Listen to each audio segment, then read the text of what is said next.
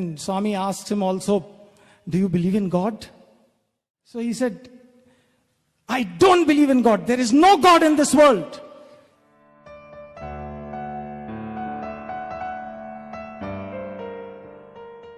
But let's go deeper into Swami's life.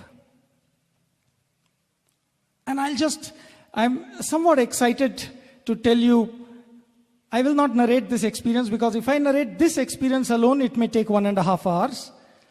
Not my experience, and that's why I would not like to narrate it. But yet, the excitement level is such that I can't but spill over the beans, as they say, at least a few sentences. Because I heard it only few days ago. See, we are living in such a place, in such a world, that even after 33 years of staying and listening to experiences and experiences and experiences of Swami, we still come across things which make us sit upright and then say, hey, I want to listen to that till the very end.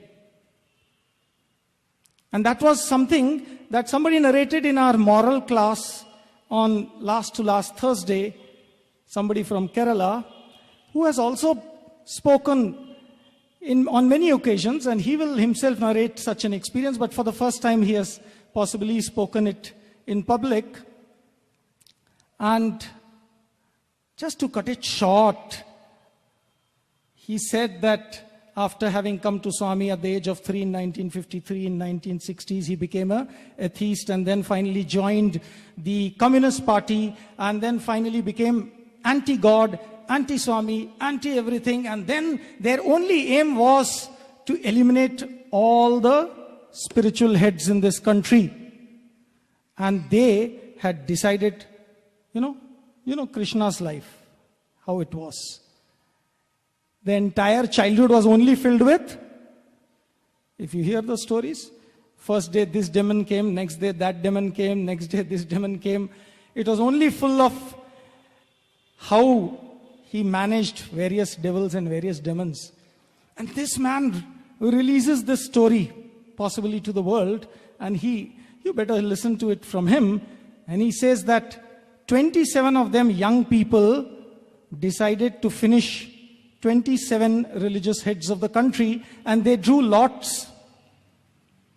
And in his lot was, lots for what? Whom should I finish? Each one had to finish one, because their aim was very pure. They were convinced that the religious heads are spoiling this country, and we must do something to save this country. So best is eliminate all the religious heads. So in his lot came up Bhagwan Sri Sathya Sai Baba. And then rest of the 1 hour we were all sitting upright as he was describing details of how, when, where, why. He was going to do it with a dagger hidden inside a mouth organ, sitting as a devotee. Press a button, the dagger comes out of the mouth organ. And an amazing story, he comes to Parthi, does all kinds of things. Just to cut the story short, at the end of it, he did everything possible. He jumped onto, because he thought Swami is a magician. He consulted PC Sarkar. He consulted everybody just to tackle Sathya Sai Baba. And then he came to Parthi, and he had the opportunity.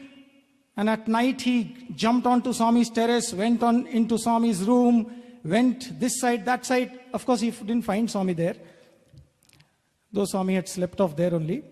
And then next day Swami calls him for an interview. So many things happen.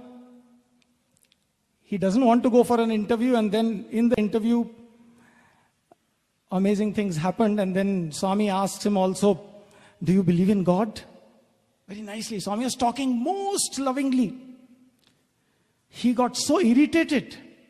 So he said, I don't believe in God. There is no God in this world. Swami was silent. Swami was smiling and looking at him. And then after a few seconds of silence, Swami says, 100% correct. When Swami told that, this man could not stand it any longer. 100% correct, and he's cheating everybody. He said, in that case, you are the biggest cheat. You are the one who's telling people that there is God and that so many things. And Swami was very kind, and then told me, hey, come on, cool down. Why are you getting so hot? Fast forward this story. Swami just talked to him some interesting things, left him. He had already planned in his diary, he had written the time 10:30, 18th August 1967, 10:30 p.m. with a dagger in Prashanti Nilayam.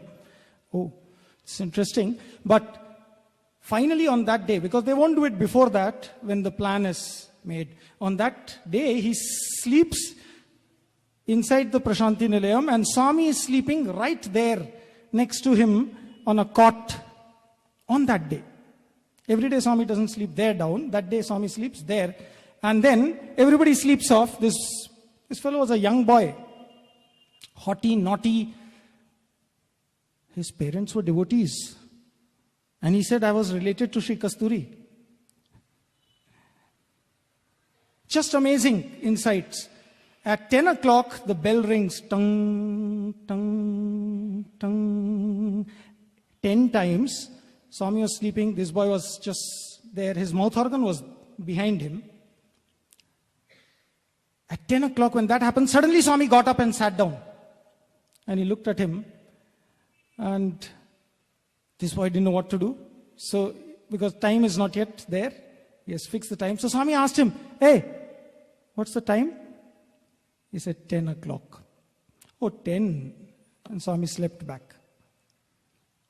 At 10:30, tongue, single tongue. Swami got up, sat down,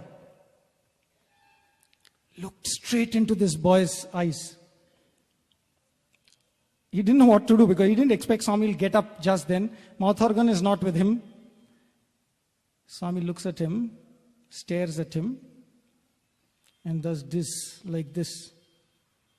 When he did like this, Swami's hand, his mouth organ appeared.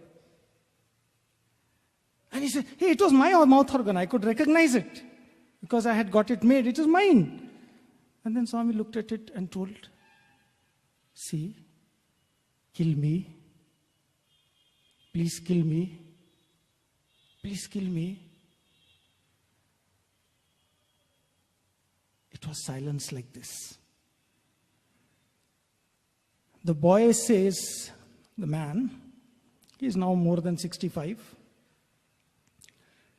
He says, all my energy started going out. Till then I was, in spite of all, whatever had happened in the past few days, I'm not narrating those fantastic things, but in spite of all those things, I was dead sure of doing that job. And then what did Swami say? Hey, Swami said, see, when you make up your mind and give a promise, it's not good. You must keep it up. Please kill me. Please. And then Swami said, you wrote it in your diary, no? In your diary, 10:30 p.m. Please. See, here. Put it on my heart. Swami said, put it on my heart. Press this button, Swami said. That button also he showed. And as Swami kept requesting him to do that, he says, all my energy went off. And finally, that harmonium mouth organ dagger fell down from Swami's hands. This boy's, by then his hands were on Swami's lap. They were cold. And when the dagger falls down, it hit this boy's toe. And his toe started bleeding. And then Swami tore his robe and put a bandage on his toe. He said, 18th August 1967, I had decided to kill him. He finished me.